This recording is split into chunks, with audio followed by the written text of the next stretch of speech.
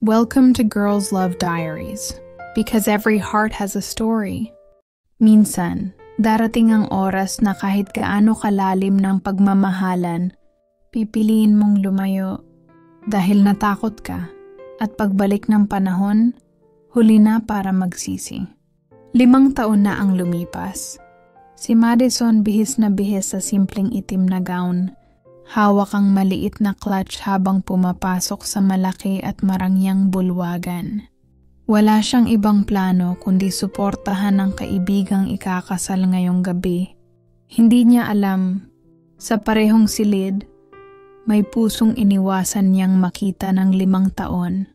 Samantala, si Mandy ay nakaupo sa kabilang mesa, kasama ang bagong taong mahal niya. Nakangiti siya, pero sa loob-loob ay kabado. Hindi niya inakala na sa kasal na ito, makakatagpo siyang muli ng anino ng kanyang nakaraan. Pareho silang walang kaalam-alam. Parehong inakala na ligtas na sila mula sa isa't isa. Hanggang sa gitna ng tawanan at musika, nagtagpo ang kanilang mga mata, isang saglit na parang huminto ang oras. At doon nagsimula ang muling pagbabalik ng lahat ng sakit, tanong, at sana. 5 taon na ang lumipas. 5 taon na puro tanong, puro pangungulila, puro bakit. At ngayong gabi, sa kasal ng isang kaibigan, muling nagtagpo ang 2 pusong minsang nagsumpaan. Hawak ni Madison ang baso ng alak, nanginginig ang kamay. At sa kabilang dulo ng bulwagan, naroon si Mandy.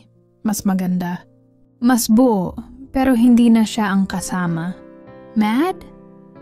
Tawag ni Mandy halos pabulong, pero sapat para marinig niya. Dahan-dahan siyang lumapit, pilit nang ngumingiti. Hi, it's been a while. Umiling si Mandy. Pilit ding ngumiti, pero bakas ang sakit sa mata. A while? 5 taon, Mad. 5 taon na puro tanong kung bakit mo ako iniwan. Napayuko si Madison, halos madurog. I was scared. I was weak. Akala ko leaving you was the only way to protect you. Protect me. Natawa si Mandy mapait. You didn't protect me, Mad. You destroyed me. You left me when I needed you the most. Tahimik. Sa paligid ay tawanan, musika, at halakhak ng mga bisita. Pero sa pagitan nila, puro sugat at alaala. Kung pwede lang maulit, Mandy. Nanginginig ang boses ni Madison. Umaabot ang kamay. If I could turn back time, I would never let you go. Pero umatras si Mandy. At sa tabi niya, may kamay nang nakaangkla. Ang bagong taong nagmahal sa kanya. Ang nagtipon ng pira-piraso niyang puso. Umiling si Mandy, nangingilid ang luha. It's too late, Mad. Someone else picked up the pieces you left. And this time, I'm not letting her go. Bumagsak ang luha ni Madison. Hindi siya umiyak ng malakas. Pero ramdam ng lahat ng kaluluwa niya ang bigat. At sa sandaling iyon, alam niya, ang sana maulit muli ay mananatiling pangarap na lang. Natahimik silang dalawa. Walang sumunod na salita. Walang galaw, walang yakap.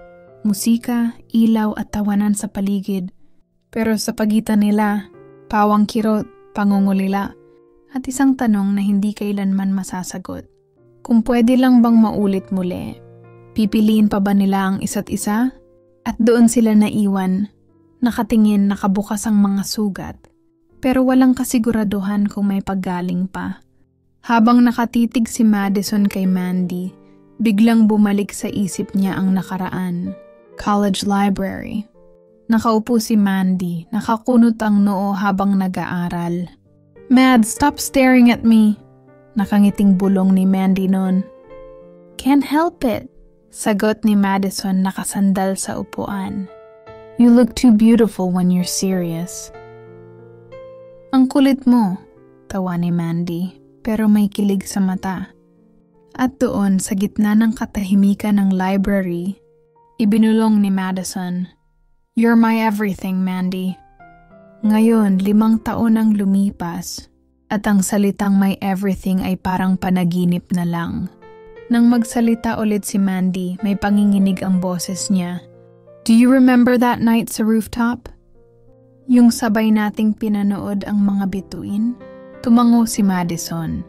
Halos hindi makahinga.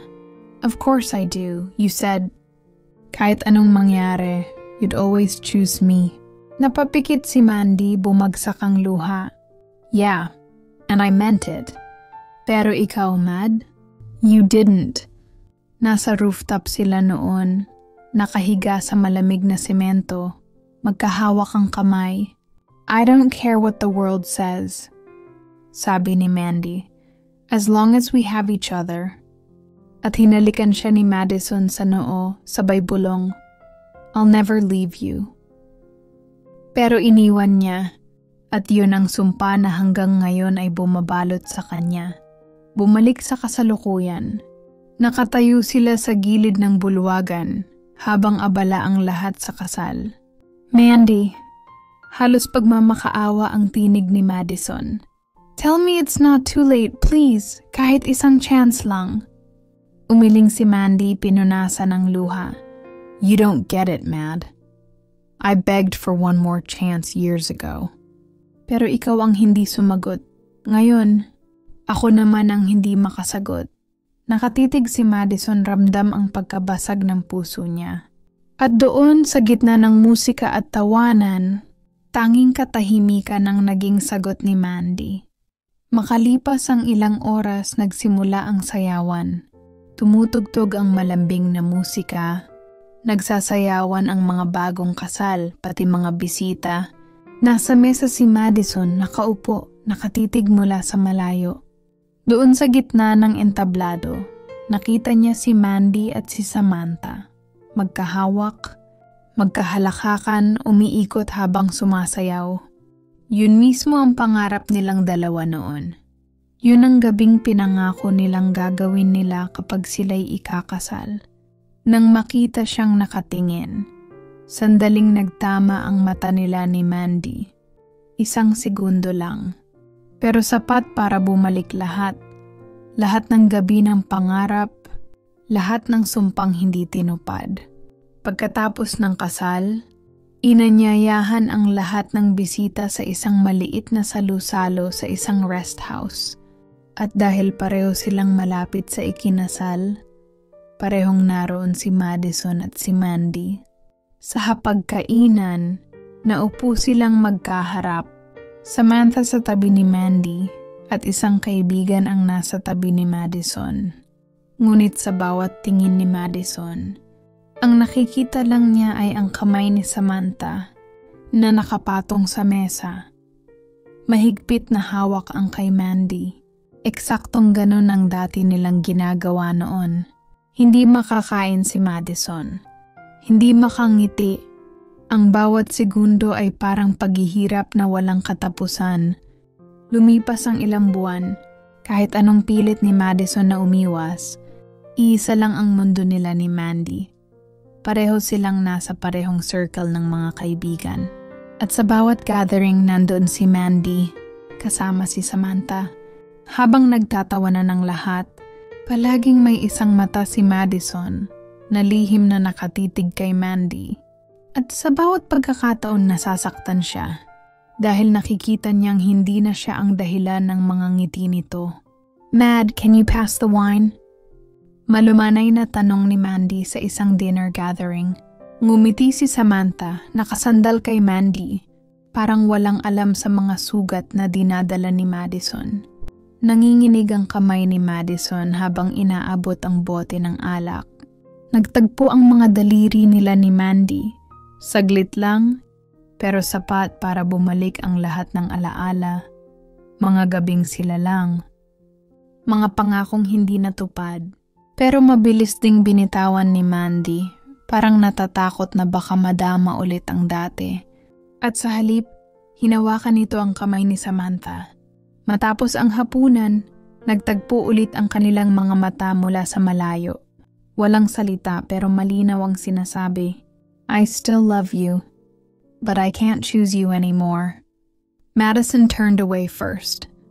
Hindi dahil wala na siyang nararamdaman, kundi dahil sobra na. Dahil minsan mas masakit na makita ang taong mahal mo na masaya sa piling ng iba, kaysa wala siya sa piling ng kahit sino. Nakatitig si Madison kay Mandy, parang ang lahat ng taong dumaan ay biglang naglaho. Ang mga alaala nilang pilit tinapon muling bumangon, mas matalim pa sa kutsilyo.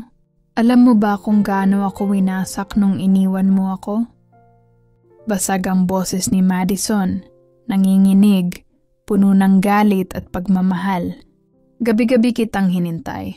Gabi-gabi kong pinapaniwala ang sarili ko na babalik ka. Pero hindi. Pinili mo siya. Pinili mo lahat ng iba, maliban sa akin. Kumislap ang luha sa mata ni Mandy. Nanginginig ang labi. Akala mo ba hindi ako nasaktan? Akala mo ba hindi ako halos mamatay kakaiyak sa gabi? Iniwan kita kasi sobra kitang mahal. Dahil habang nandyan ako, unti-unti akong namamatay sa sakit na hindi ko masabi. Mapait na tawa ang kumawala kay Madison, nagbitak sa gitna ng hangin. Kung mahal mo talaga ako, bakit palagi akong kulang? Bakit palagi kong nararamdaman na kahit anong gawin ko, hindi ako sapat? At saglit na katahimikan, ang bumalot, mabigat, nakakasakal, mas malakas pa kaysa sa kahit anong sigaw. At doon nila pareho na pagtanto na hindi laging sapat ang pagmamahal. Minsan kailangan mong panoorin ang taong hindi mo kayang mawala habang natututo siyang mabuhay na wala ka. Alam mo, Mandy, bulong ni Madison habang tumutulo na lang ang luha. Kung pwede lang ulitin lahat gagawin ko. Kahit ulitin ko lahat ng sakit, basta't ikaw pa rin ang dulo ko. Umiling si Mandy. Pinipigilan ang sariling yakapin siya. At kung pwede lang, hindi na kita minahal. Para hindi ako nasaktan ng ganito. Para hindi rin ako punit na punit ngayon. Nagkasalubong ang kanilang mga mata. Puno ng pag-ibig na hindi na may paglalaban. Puno ng pangungulila na hindi na mabibigyan ng sagot. At sa huling pagkakataon, magkahalong luha at ngiti ang kumawala sa kanila. Hindi na kailangan ng mga salita. Pareho nilang alam, tapos na sila. Pero sa ilalim ng lahat ng sakit, nanatili ang katotohanang hindi nila kayang burahin. Na minsan sa isang buhay na puno ng sugat, minahal nila ang isa't isa ng buong buo. At yun ang sakit na mananatili habang buhay.